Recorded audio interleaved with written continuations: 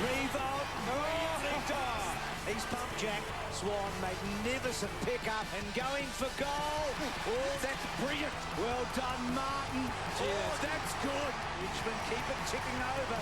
Time for Sidebottom to fumble and still kick a goal. Deledio with a long goal. Taken by Thomas, and he's spreading his stuff. On to Beams. Created space where there was none, and kicks the goal. How good was that? One of the hottest teams in the competition, played on Friday night. One of the hottest players in the hottest team is Dayne Beams. He joins us now. Great to have you on board, Dayne. It was your first experience with us. Great to have you here. Let's talk about the Pies for a moment. 4 straight. This is your 3rd year, dominating. Tell me, if you're playing April footy and you've got a few gears left, how good are you going to be in September? It's hard to say that one, but I suppose Mick doesn't want us, firing at this stage real early.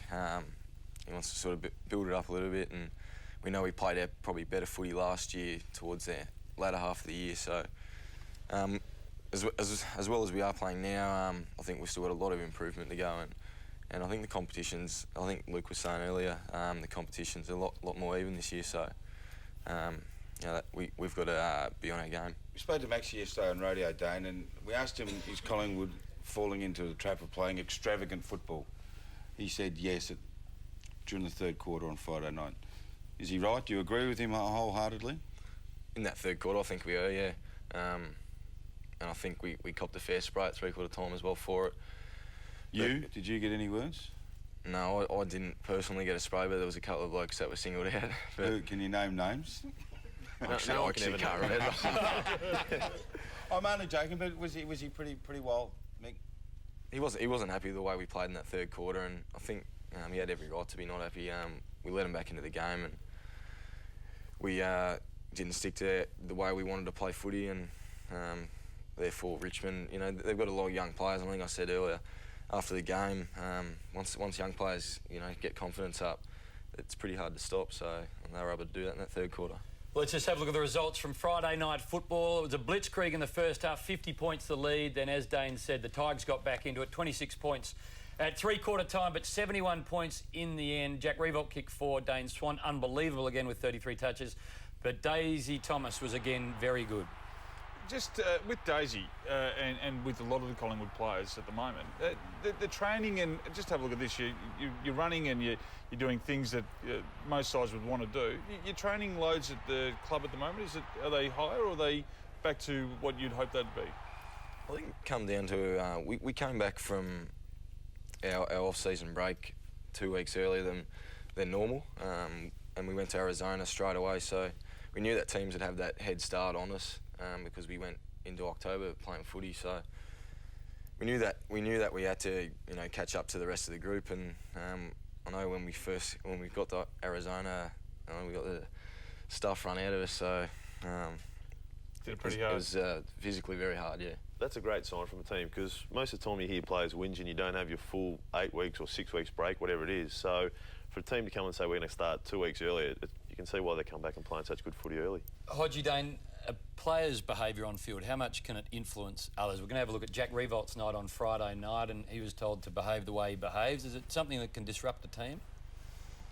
I'm not too sure if we've had anything like that, but as you said, Jack's a fantastic player, and I don't think he had a lot of the footy on Friday night, but he kicked 4 goals and he was still a big influence on the game. And did you put a lot of work into him though, Dane, before the game?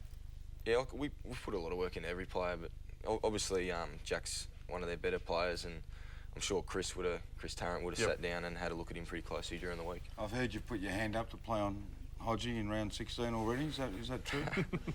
I don't think I want to be playing on Hodgie's squad. Who are you going to put on Dane Swan? Let's have a look at some highlights from Friday night. You've got the Pies in a couple of weeks, Hodgie. How do you curtail this freak? Who knows? Look, many people have tried, many people have failed. For a bloke who just continually racks up the ball, pushed forward on the weekend, he kicked 4 goals, had about 7 shots on goal. So, Dane, can you tell, what is he a hard trainer? How's he? Because 5 years ago when you'd watch him play, you'd think he can't play football. He's a little short, pudgy bloke who waddles around, and then he comes out, he's playing. Well, it's funny you say that, because a lot of the boys, sit down and say, "How's he get so much of the footy?" He's just a freak. I don't know how he does it, but he just seems to find himself in the right spot all the time. And I don't know how he doesn't get more attention than what he does at the moment. But Don't worry, mate. You try.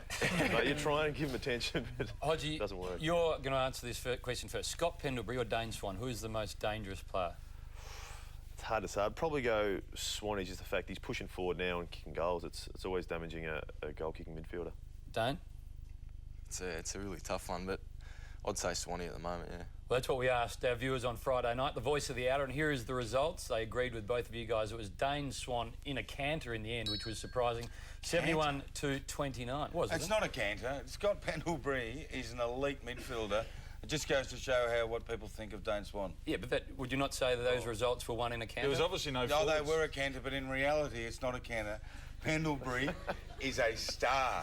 Okay, well, if you don't think it was a canter, jump on the tweet, let us know. That's @Hame_AFL Game Day. We'll read some tweets out. One from you on Shoemakers in a moment. Or if you'd like to be part of the audience, just jump online and email in.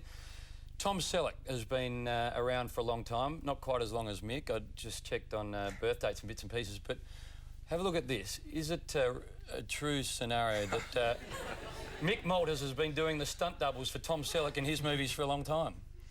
No, not funny. Okay, so Do you know who Tom Selleck is? No, I don't. I was going to say. Magnum PI. This Have you is heard of him. Magnum? That's Mick Malthouse there. That's Mick Malthouse there. And that's Mick Malthouse there. And this didn't go as well as I thought it would go. So what we're going to do is probably He take a doesn't know. break. He doesn't know Magnum is. He doesn't know. Even does Hodgie. No, Have you never seen him? I had no idea either. Did the audience know who Tom Selleck is? Oh, there we you do. go. We do now. Yeah, okay. Well, yeah, everyone knows who he is. I'm going to take a break because that was terrible.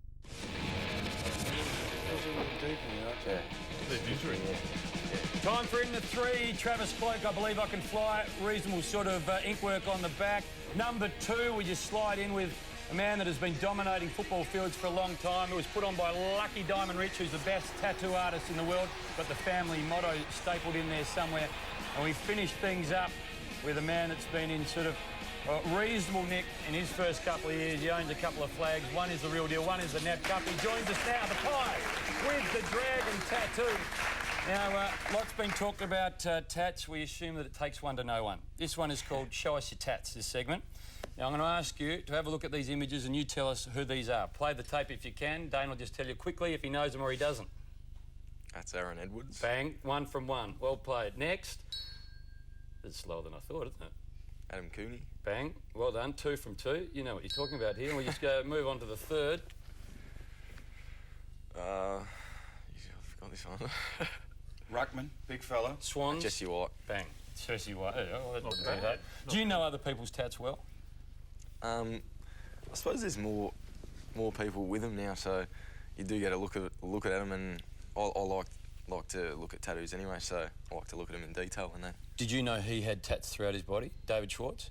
No, I didn't. Have a look at this. This is what we found this morning. That is in the game day makeup room. Kath does the work and Ox Has the walks rig around on like that. you. Still in the big. Very I've actually similar. blown up a bit. Very similar to Dennis Rodman, actually. Now, I want to ask you a serious question. If Elle Macpherson walked in now, completely naked, would you like her with or without tats? With tats. With tats? What does your mum think? She actually likes them. Funny enough, yeah.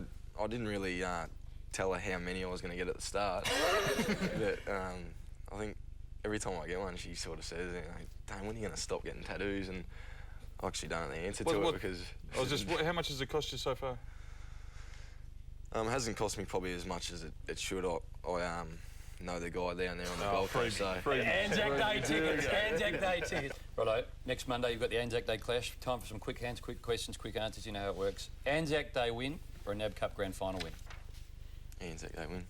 There's something with men in your family